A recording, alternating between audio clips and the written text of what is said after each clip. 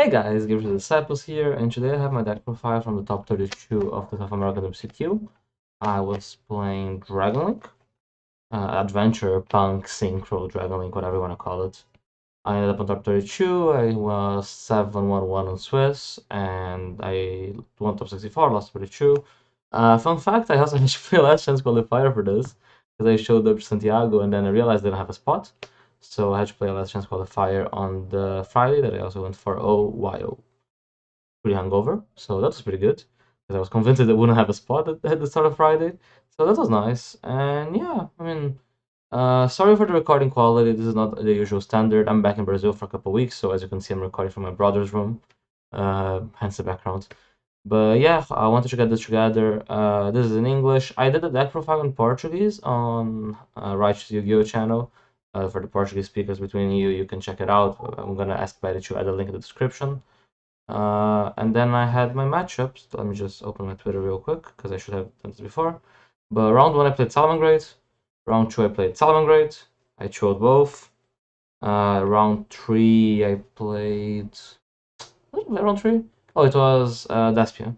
2-1 against Despia. Round 4, 2-1 against Punk Synchro. Round 5, 2 against Salamangreat again.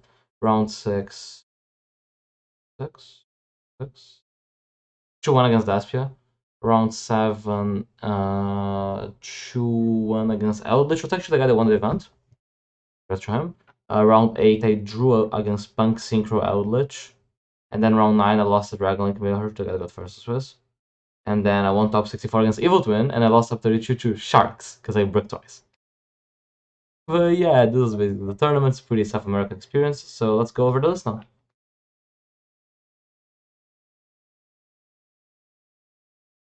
So yeah, Dragon Link. You guys seen me play dragons like infinite times at this point. I kind of pivoted back to it because I tested Punk Synchro a lot. The list that Marcus and Henry played for the UK Nationals was very similar to what I was going to play if I was going to play the event. But then people started playing Dragons again, and I was tempted. And Dragons has loyalty points. Dragons does some things pretty well. It breaks boards well. It has a bit more follow-up than Punk Synchro has. So I went and tested it, and I was like, oh, this deck is actually good, and it's also very fun. So I played it a lot last week. I was undecided what to play. Ended up playing Dragon Link, and the deck was like super great. Like other than that game on the top 32, I felt every other match was winnable, and basically should have won all of them. I did a small fuck up against the Punk Eldritch guy. This is a weird game because his kills ruler was like super good, and I should have Crow the Collector so he wouldn't be able to make a Riser to Collector to make Riser dump Snow when I nib him. It was a bizarre game state. So, and I was like, I was already qualified, so I didn't think too much. And then I bricked against Sharks. But other than that, I think the deck has been like super, super great for me this weekend. Every hand that I draw, I feel that I'm playing a better deck than my opponent, which is always good. And yeah, let me show you guys. So it's a 52 card list. It was 50 cards until Wednesday, and then I wanted more hand traps, so it became 52. So let's start with Rocket cards. So Boot Sector, Triple Quick Launch, Absol Synchron, Recharger, Double Tracer. You don't actually play Dragon Link when you're playing this deck. You kind of you're trying to get to Hulk resolving Red Rose so you can get into Pisty Striker, and then you go from there. You're not playing Dragon Link as you conventionally play Dragon Link. Oh, this Absol is declare. Yeah. These cards are just like good portions of your engine, because Quick Launch is a very good card. Absol is accessible through Ravine. Tracer is an alright draw, it's like a normal summon tuner or whatever, and if you draw just this, it's a play. Recharge and Synchron are brickish. It's like they're not awful cards to draw, they're just not great. Because you don't play extenders like Noctovision, or like you're not trying to do Dragon plays, you're trying to go into Hulk.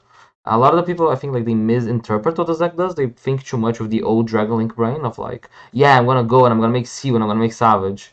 First, you don't play Seal. Second, you never go like that way. If you're playing Dragon Link, it's because there's something wrong. You're trying to play Hulk Turbo. But in regards, because they're very good. One thing you could do is you could play one Tracer. I side this Tracer out a lot. I kind of just push it out and wanted to play 2 to be safe, because sometimes you run out of targets. There's a funny game that I drew Triple Quick Launch and I actually had to discard one because I had no more targets for it. But I kind of wanted the second Tracer because it comes up. It also means that you can, if you like Quick Launch for a Tracer, you can banish it and be more liberal because you can access the second without needing to Pisty for it. But yeah, I think this was fine. I wouldn't change much. I've been a huge fan of double router for forever, but this is not a double router deck. And then you have the punk card, so Z aiming, a Foxy Tune, a Deer Node, and 3 copies of Emergency Teleport. Teleport is the best card in your deck by a huge margin. Just because like this card is a 1-card Hulk, and it makes Chaos Ruler, and this deck has a way better Chaos Ruler than Punk Synchro has. Because the Chaos Ruler in this deck can hit actual dragon cards, and the Chaos Ruler is a dragon, so it makes Rumbless. So, and you make Hot Rod more easily because you have Tracer access, so Tracer access is a level 1 tuner, even when you go through Red Rose. So Teleport's like super cracked. Foxy Tune being a light is also relevant because it means you have a guaranteed light for Ruler and you have a guaranteed light for Collapse Serpent. Aiming, if you draw it, is like a normal draw. You can just use it as a tuner hand trap if you have the right, or if you draw like just aiming, it's still a play. It's pretty fragile play, but like sometimes like aiming plus KO space is actually kind of good because you can like normal summon aiming, use it, it baits a hand trap, and then you KO space. Like for the baby dragon, you make Hulk, you summon Red Rose, you summon the other baby dragon, you make Riser, and you go from there. And then yeah, Deer Note is just niche play it, I guess. You can normal summon Deer Note a considerable amount of times in this deck when you draw space, because you can like if you open like Foxy Tune space, you Foxy Tune for aiming, you aiming search Deer, you go space, you make Striker search Boot and the other baby, you normal summon Deer Note over the Striker, and this to make Ruler, and then revives this for the Hulk. So that's kind of cool. Yeah, punks are like cracked. This card is so good. If your deck didn't have Emergency Teleport, it was wrong. And then for more Dragon cards, Triple Chaos Space, Black-White. These cards are not as good as they once were, but they're still very good extenders. They work well with the Rose Dragons. They're also just good pushes going second. They make your Chaos Ruler better because it's 5 targets you actually want to hit. Space gives you a considerable more amount of follow-up because you can put Striker back and recharge your good monsters back. But yeah, no regrets. Another thing you can play, I know the Lizard got first and Swiss played. They played once Illusion and once Souls. This gives Chaos Space another target to search, because you can search Illusion. I think it's a bit win more, and I just wanted more hand traps, but it's something you can consider, because Souls is also pretty good at this deck. I just think like I just want to minimize the engine requirements, because I feel like I already had the best engine. I just needed to fit as many hand traps as possible so I can win the combo mirrors.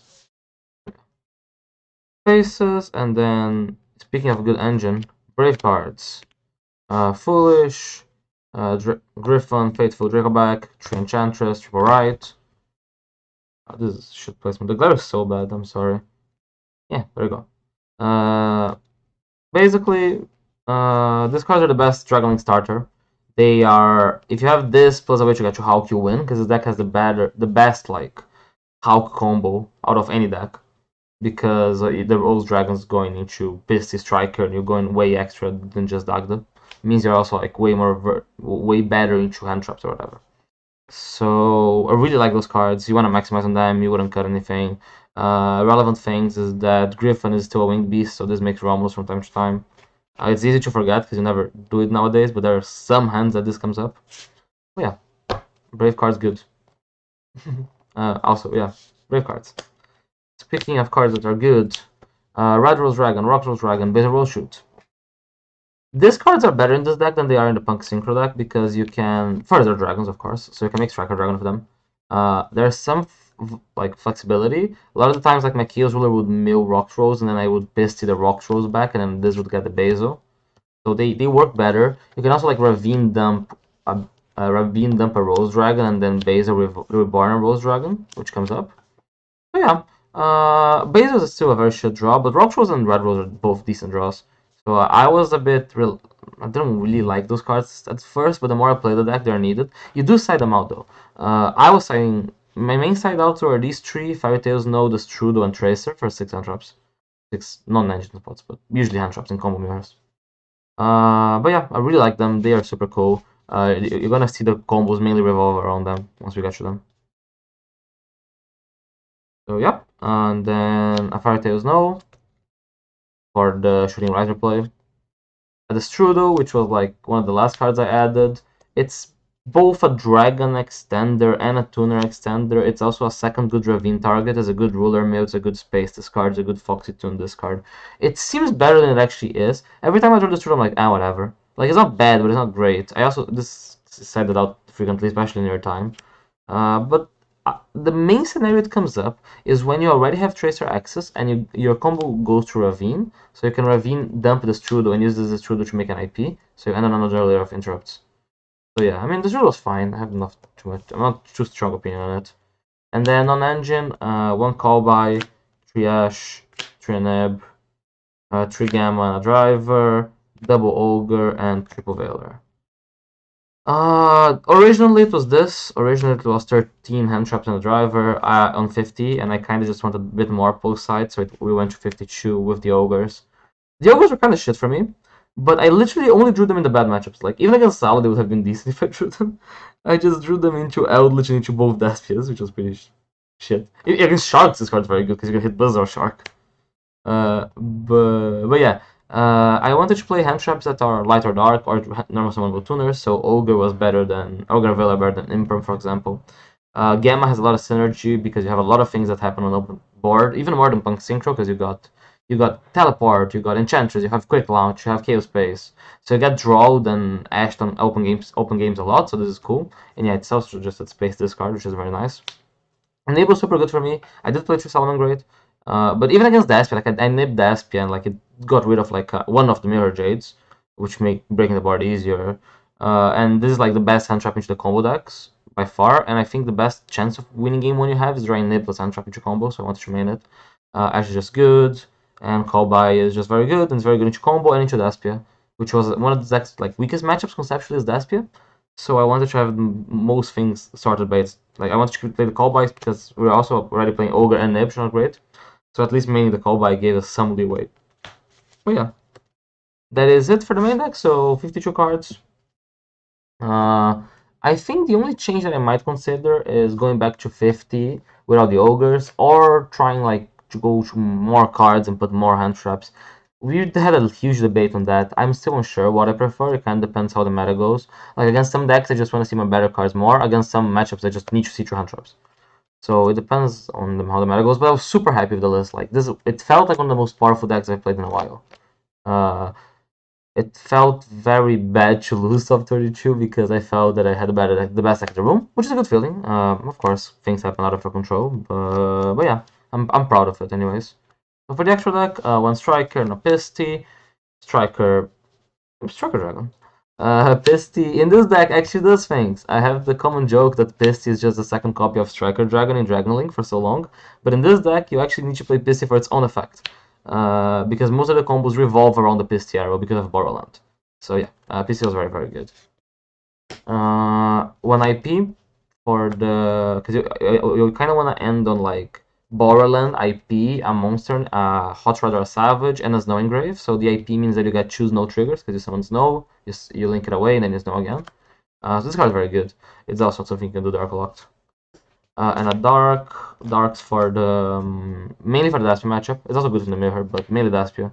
Because when you make it, you can target their Daspia monster, so it forces them to flip red. But if they red for Chimera and pop this, you gotta search for a Tracer. And yeah, that's just generically good. A lot of times you gotta make it to just like make arrows as well. It's the same vibe as IP. Like Link monsters you can make arrows for Piston Striker.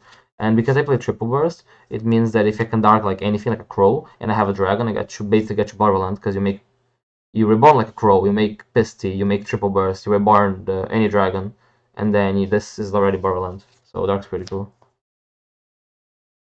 The best Link monster in the deck, Hulk Fibrox. You would probably play 2 Hulk in this deck if you could. It summons Red Rose Dragon and it summons Rocket Synchron. You can also summon a random hand trap just for like to make triple burst both sides. A lot of times both sides ends up summoning Gamma. Just like you summon a dragon and then you make Pisty and then you make triple burst with it. But like the main thing you want to do, of course, going first is making Red Rose Dragon and accessing that engine because that engine just gets you so many pluses and allows you to run on the end board. That's basically unbreakable. So yeah, the 1 Romulus, which is probably the least summoned card of this whole extra deck. Romulus comes up when you don't have Tracer access, because you can make Romulus with PC and Striker Dragon in the combo. I can show you the 2-card combo after I finish the profile.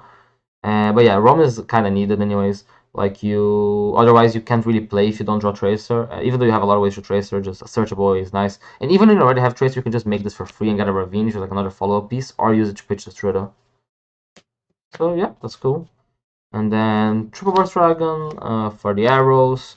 I also attacked over a Stealth Dragon. That's its main claim to fame. Unicorn for the IP.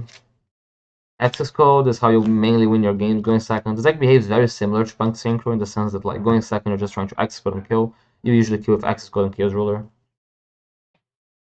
Borderland, the main man. I think this card is slightly overrated. Like it's good, don't get me wrong, but like it's not the difference between the deck being good or not. I think it's like just a tool. It's cool because it means that you can do more things Dark Lock, so you're less afraid of Dark Locking yourself than you were in old Dragon Link. And it's very hard for some decks Shrouded, and it links well because you like make it with monsters, and then this reborn something else, so it gives value to monsters like Pisty, which back in the day didn't have what to do with the Pisty. So Borderlands like cool. I think a lot of the times you have one without it, but it's you want to play it. It's the best interrupt you can end on, and it's weirdly enough easier to make than Heretic Seal, which is why we play it. So yeah, and then for the synchros, it's a Shooting Riser and a Baron the Fleur that I borrowed, so it's not here. The Shooting Riser is Dump Snow. It's also a dragon, so the cool thing is like you dump Snow and it becomes level 3, and then you can make Striker or Beast with it. And Baron is just Baron for the Rose Dragon thing. And then the usual Dragon Link synchros, Ruler, Savage, Hot Red. Ruler and Savage are mandatory, you need to play them. Hot Red is the 15th spot. Some people also play Seal over this. I liked Hot Red when I tested it. I kept summoning it, and I summoned it a lot during the tournament. Cool thing you can do is that you can end on Hot Red on the field and Basil set. So if the Dark Ruler, you can chain the Basil to reborn any Baby Dragon and any Rose Dragon, and you chain Hot Red on the Basil. So this happened once. And going second, it comes up as well because sometimes you gotta like play Dragon Link, and then you make Ruler, then you make Hot Red attack, summon something back, and then you make IP or whatever. So no regrets on Hot Red. I think it was better than Seal would have been for me. Like there comes a couple scenarios that I could have ended on Seal, but it's scenarios that I don't think made too much of a difference. Seal's like just better into Droplet specifically because you can summon Seal, so you can summon Snow, use Snow, then you can Seal tribute the Snow even though the Seal is negated, and then use Snow again. Like if they have a brain, they should just clear over the Seal with their battle phase. So it doesn't really work, but most people don't work. But yeah. That's the actual deck, and then for the side deck, I ended up on Storm, Cosmic Reboot for back row. It's South America, so I wanted to have a decent amount of cards. It's a very back row heavy meta, as you can see by Eldritch Wing. Oopsie. But yeah, this is good. I do Storm into Sword, so it's why I chose it over to win. I also think it's better into Eldritch. It's a bit worse into Flunder, but I think my side deck was already very prepared for Flunder. And Storm is not bad into Flunder, to be fair. Also, the Cosmic's better, good into Flunder. So it's the reboot. There's one random Cosmic, it's because in a lot of matchups, a lot means Striker, Drytron, Flunder, and Libromancer. I had a going first card that was a back row removal because of Mystic Mine, and then I just wanted it to be Cosmic because Cosmic's good into all those decks that an interrupt. Mainly into Drytron, Flunder, and Libromancer. So yeah, this was pretty good for me. And then I play. I borrowed an Imperm as well. I forgot. 3 Imperms, 3 draws, a token collector for like combo hand traps. The idea of this deck both sides is that you're trying just to play hand trap. You're trying to hand trap them twice and then resolve your play. You don't need to fully stop them, which is cool. You just need to not get FTK'd. And you still need 2 hand traps for that, but at least it's cool. This deck does is like I think it plays 2 half bars pretty well because just how strong the pushes are between Right, Teleport, Chaos Space, Quick Launch. So yeah, I ended up on Imperm as it's just generic and it's good into Flunder. The other option other than Imperm was Ghost Marner because Marner is a tuner, so it raises the consistency a bit. But I wanted Imperm because mainly Flunder. Like I wanted something that was live into Flunder just because South America is Flunder central. I didn't play any, but like all my friends play like a bunch of Flunder. Draw, I don't like Draw by itself, but I think Draw paired is very good. It kind of works like Nib, especially in Punk Synchro. Like, if you draw them, they still do Dagda you. But if you draw plus hand trap, you probably can avoid the Dagda, the half Dagda thing, which is what you want.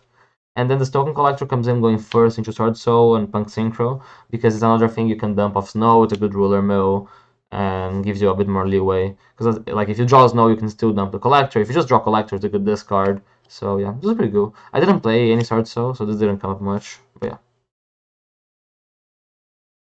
Then that's 7 hand trap. So if you don't put collector into combo because you don't have the space, but you put 6, so you're already main 14 on engine, so you go to 20 on engine in 52, and you usually choose draw 2. And then the idea is like you draw 2 and then you can break the board. And then the last card on the side was a concession for Daspia, which is 3DD Crow. It's Crow over Foolish Return for a couple of reasons. Crow is a dark, so it's hit above Chaos Ruler, which makes it better going first into Daspia. It's also a more like flexible card because it has more matchups. Like it comes in into Outlet, it comes in into Drytron. Foolish Return is better specifically into Daspia, but I think Crow is just more generic. And yeah, no regrets on this. Crow is pretty good for me. I drew Crow into Dash, which was good. I drew Crow into Outlet, which was good. It just gives you something to put in that matchup because you have to take out the non-engine, the engine cards you don't want, like the Rose Dragons and the Snow, and you have to take out Ogres and Nips.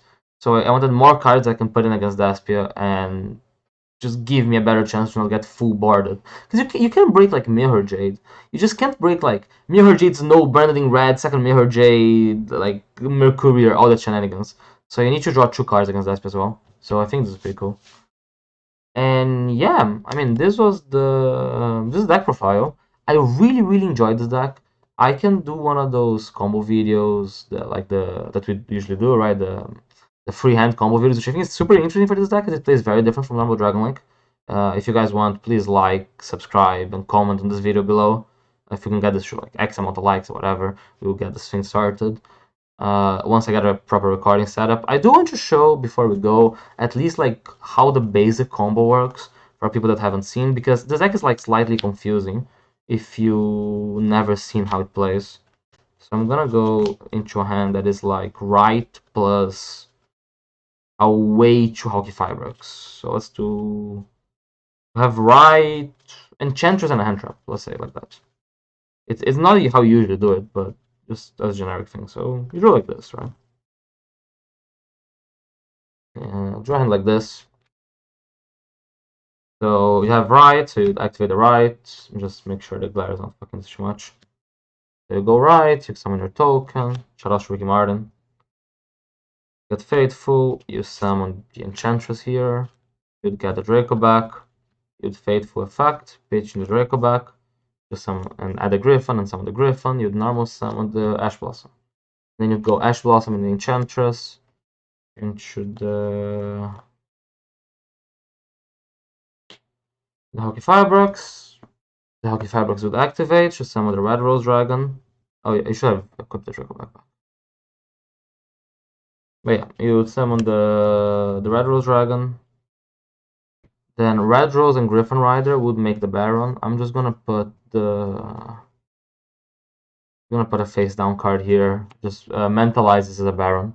The Red Rose triggers, which get to the Rox Rose Dragon. And then the Rox Rose gets to the Basil. I did shuffle this deck for some reason, which just makes my life harder. Yeah, so I got your Basil. And then you Rox Rose and the token into Shooting Riser. Your Shooting Riser dumps Snow. Game 1, you can dump Collector post side, but usually Snow. Another thing I almost played was Necro Banshee and... That's what the Grave showed up. You can play Necro Banshee and Zombie Road, because this means you can do it against Flunder. Because I was afraid enough of Flunder. Flunder is a deck that plays a lot of board breakers, so I was afraid of the play just getting stopped and getting flundered. I chose not to, which was good because I played 0 Flunder, but you could consider it. And then you can do this into Striker Dragon, because the Shooting Riser is now level 3. So make Striker, you add the boot, then you Basil Road Shoot for the Rox Rose Dragon. You'll use the Rox Rose into the Pisty. Here you Pisty for like anything. So it's usually I do like Red Rose, but it doesn't really matter. It depends on what you have. And then you can do the Pisty and the Striker into Romulus. Romulus gets the Ravine. And then here you can Ravine discard one. Like you usually need to discard another card. Here, because we had Enchantress specifically, we can use like Enchantress to get the right, and then we can Ravine, pitch the right. Just send the apps router.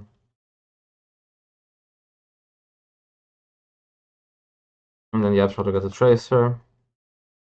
And I think that usually you want to use ruler to make the thing. So like a lot of the times I see people just making borderland here and then going tracer. But there's not really a benefit of doing so. So you can always just wait on that. Another cool thing that you can do, which I think is actually most of the times correct if you're going for this line, is that instead of making Romulus like I did with Pisty and Striker, you can actually just make Romulus with Pisty and Red Rose if this Reborn is not a good monster. And then you just keep the Striker on the field because you're going to get Recharger, and it means this Striker can trade for any monster. So that's like more versatility. A lot of times it doesn't matter, but sometimes if the ruler, depending on the ruler mill, it means that you can end like a different interrupt instead of being forced to make IP because the Red Rose only makes IP. So sorry, this would be like this. So yeah. Then we go boot. We boot for the tracer. We tracer, pop the boot. I usually choose to keep Faithful over boot. I think Faithful is just better follow-up. But depending on what you mill, you can change your mind on that. You summon the Recharger. You'd go Recharger and Tracer into the ruler. And then go ruler effect. You would mill 5. Let's just say you whiff. I'm gonna do like you hit like gamma, driver, gamma, and a hand trap, sure. And then you have a guaranteed light, so it doesn't actually matter because the shooting riser is a light, so you always have a light that you can banish for the Chaos Ruler anyways. That's also another cool thing. So yeah, so you have Nib here. And then here you can... It depends on what interrupt you want to end on now. You can go this, and this into the Borderland. And then you can go like Striker, pop itself, Recharger for Tracer. And then Borderland target this, and then this makes Savage, so you end on Savage, this, and Snow.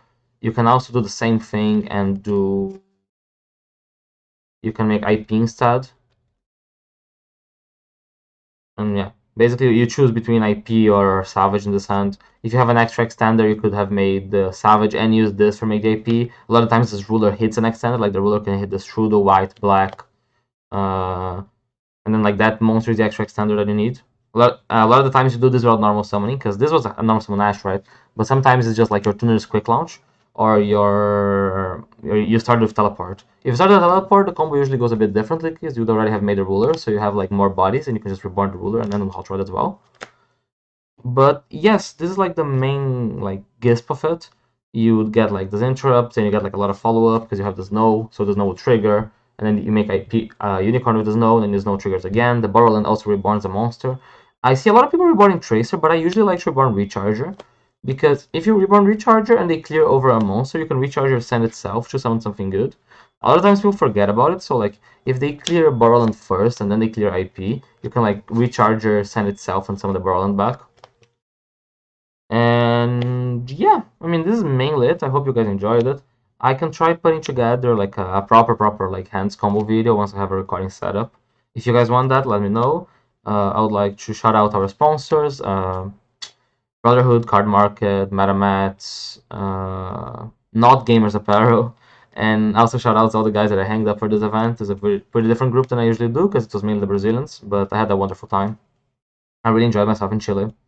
And I'm sad that I couldn't win, but I think it's just Yu-Gi-Oh! I'm still proud of the deck I played, and I think it was a good choice, and I think I prepared well for once.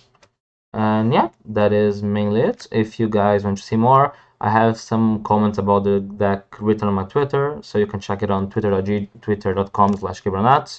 If you want coaching on Dragon Link, you can also get that on metafy.gg/Gabriel. And yeah, that should be all. Thanks for watching, and see you guys next time.